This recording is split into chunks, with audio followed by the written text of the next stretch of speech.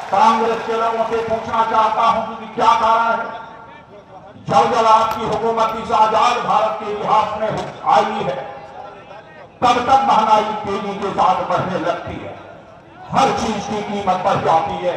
इनकी हुकूमत में यदि कीमत घटती है तो आम इंसान की जिंदगी की कीमत घटती है।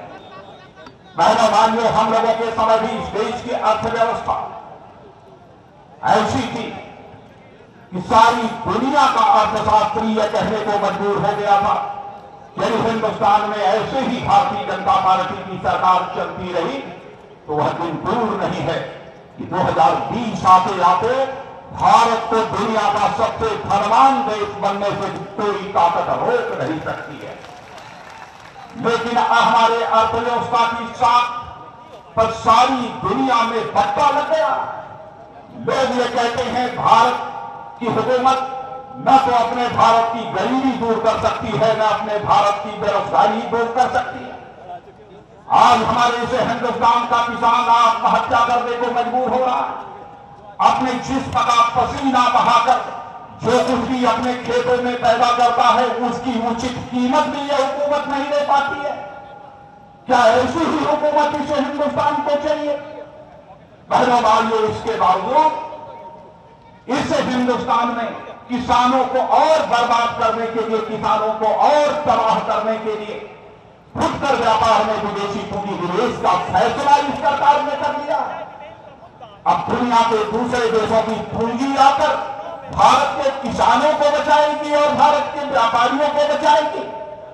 मैं किसान भाइयों आपको बता देना चाहता हूं, खुदरा व्यापार में विदेशी पूंजी निवेश यानी विदेशी पैसा भी लग गया तो केवल खुदरा व्यापारी ही बर्बाद नहीं होगा, इससे हिंदुस्तान का किसान भी बर्बाद हो जाएगा। इसे कोई बचा नहीं पाएगा।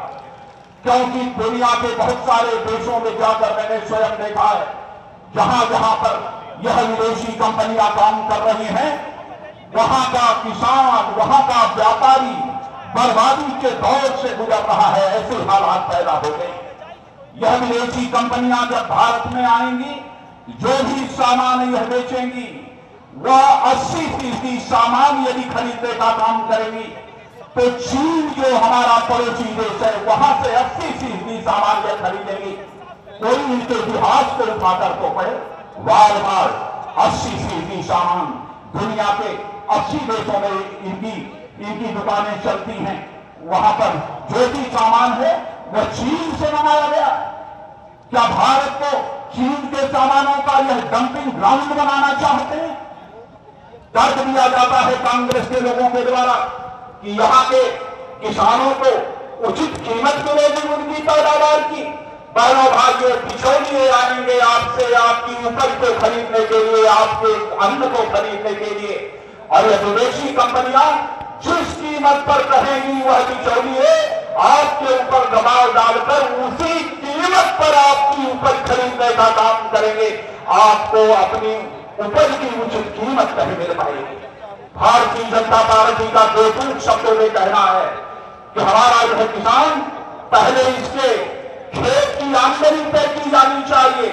खेत की बुआई के पहले आमदनी, न्यूनतम आमदनी तय की जानी चाहिए, ताकि किसान यदि अपने खेत की जुताई करता है, बुआई करता है, उसमें फसल यदि पैदा करता है तो न्यूनतम आमदनी से कम उसे मिलता है अथवा उसमें आग लग जाती है, बाढ़ के कारण फसल बर्बाद हो जाती है, उस भरपाई के लिए किसान जिम्मेदार नहीं होना चाहिए, बल्कि उसकी अदायगी बीमा कंपनी के द्वारा होनी चाहिए अथवा भारत सरकार के द्वारा उस नुकसान की अदायगी की जानी चाहिए। ऐसे ही भारत सरकार में कृषि मंत्री रहते हुए हमने कृषि आमदनी बीमा योजना लागू किया था। और यह बात बहनों भाइयों मैं इसलिए कह रहा हूं कि शायद कांग्रेस के लोगों की समझ में यह बात नहीं आती है। वह समझते हैं कि भारत यदि रहता है तो दिल्ली, मुंबई और कलकत्ता की चौड़ी चौड़ी सड़कों के किनारे बनी हुई बड़ी बड़ी अट्टालिकाओं में भारत रहता है। ऐ मनमोहन सिंह जी, ऐ सोनिया गांधी, भारत दिल्ली, मुंबई और कलकत्ता की बड़ी बड़ी अट्टालिकाओं में नहीं रहता है। भारत यदि रहता है तो भारत के गांव, गली और गलियारों में भारत रहता है। जब तक भारत के गांवों का विकास नहीं होगा, भारत के किसानों का विकास नहीं होगा, तब तक हिंदुस्तान का विकास भी किसी भी सूरत में नहीं हो सकता है। चले जाइए फरीदाबाद की दुकानों पर, सबसे बड़ी संख्या में पहुंचने वाला यदि वहां पर कोई होगा ग्राहक, तो यहां हरियाणा का किसान होगा। जिस दिन किसानों की खरीदने की क्षमता बढ़ जाएगी, अपने आप दुकानदार की दुकानदारी चलने लगेगी, व्यापारी का व्यापार चलने लगेगा, डॉक्टर की डॉक्टरी चलने लगेगी, मास्टर की मास्टरी चलने लगेगी और वकील साहब की वकालत भी चलने लगेगी। सारा हिंदुस्तान अपने आप चलने लगेगा। लेकिन इस खेती बाड़ी के महत्व को यह हुकूमत समझती नहीं है। अभी आपने देखा कि सारे यूरिया को छोड़कर सारे खादों की कीमत को बढ़ाने का काम इस कांग्रेस की हुकूमत ने किया है। और आज मैं आपको बताना चाहता हूं, इस कांग्रेस की सरकार ने यह फैसला कर दिया है, अब यूरिया की कीमत भी बढ़ाई जाएगी। कल्पना कर लीजिए क्या हालत होगी किसानों की, बहनों भाइयों। इसीलिए मैं कहता हूं, इस हिंदुस्तान को जरूरत है तो भारतीय जनता पार्टी के नेतृत्व की सरकार की जरूरत है। और आप लोगों ने आज संसद के दोनों सदनों में भारतीय जनता पार्टी को प्रमुख विपक्षी दल के रूप में भूमिका का निर्वाह करने की जिम्मेदारी सौंपी है। विपक्षी दल की संसद के दोनों सदनों में सबसे बड़ी भूमिका यही होती है कि सरकारी खजाने के चौकीदार के रूप में, सरकारी खजाने के प्रहरी के रूप में वह काम करे। तो इस सरकार ने जो भ्रष्टाचार किया है, संसद के दोनों सदनों में उजागर करने का काम भारतीय जनता पार्टी ने किया है। और आपको मालूम है, हवा में जो चलने वाली तरंगें होती हैं, जिन तरंगों के माध्यम से आपकी मोबाइल काम करती है, उन तरंगों के आवंटन में भी, यानी 2G स्पेक्ट्रम में इस हुकूमत ने 1,76,000 करोड़ रुपए का घोटाला कर दिया। लेकिन जब हम लोगों ने यह आवाज संसद के दोनों सदनों में बुलंद की और कहा हम लोगों ने इसकी जांच करने के लिए संयुक्त संसदीय समिति बनाओ, यदि संयुक्त संसदीय समिति नहीं बनाओगे तो हम संसद की कार्रवाई को नहीं चलने देंगे। अंत में हम लोगों ने मजबूर किया इस हुकूमत को। और अंत में आपने देखा, इस देश की सबसे बड़ी अदालत सुप्रीम कोर्ट ने भी उसका संज्ञान लिया और सरकार को यह निर्देश दिया कि 2G स्पेक्ट्रम की नीलामी फिर से की जानी चाहिए।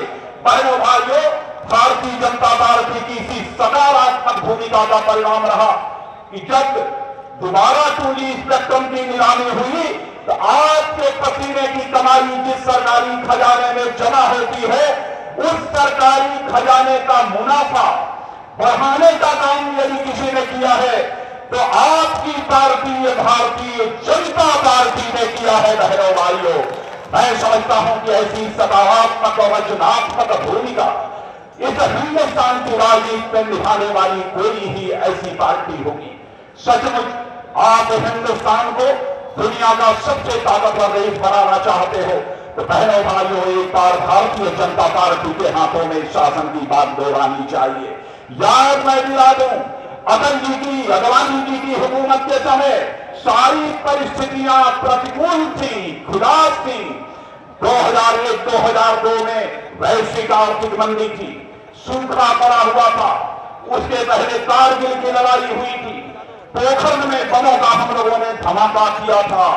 सारी दुनिया ने भारत को आर्थिक मदद देनी बंद कर दी थी, फिर भी हम लोगों ने महामारी में बचने नहीं दिया। इस देश की अर्थव्यवस्था की आन बान शान पर हम लोगों ने आंच नहीं आने दिया था। इसीलिए आज जो मैं यह हुजूम अपनी आंखों के सामने देख रहा हूं, मैं किशोरी जी गुजर और आपकी पूरी टीम को बधाई देता हूं।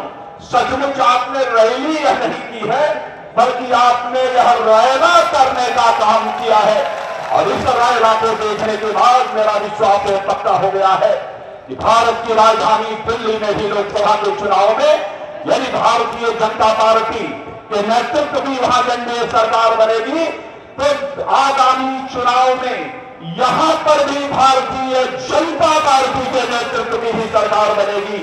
यही विश्वास लेकर आपकी अदालत में अपनी फरियाद पेश कर मैं वापस जा रहा हूं। इन्हीं शब्दों के साथ पुनः एक बार हरियाणा के सभी बहनों भाइयों का हार्दिक अभिनंदन करता हूं, स्वागत करता हूं।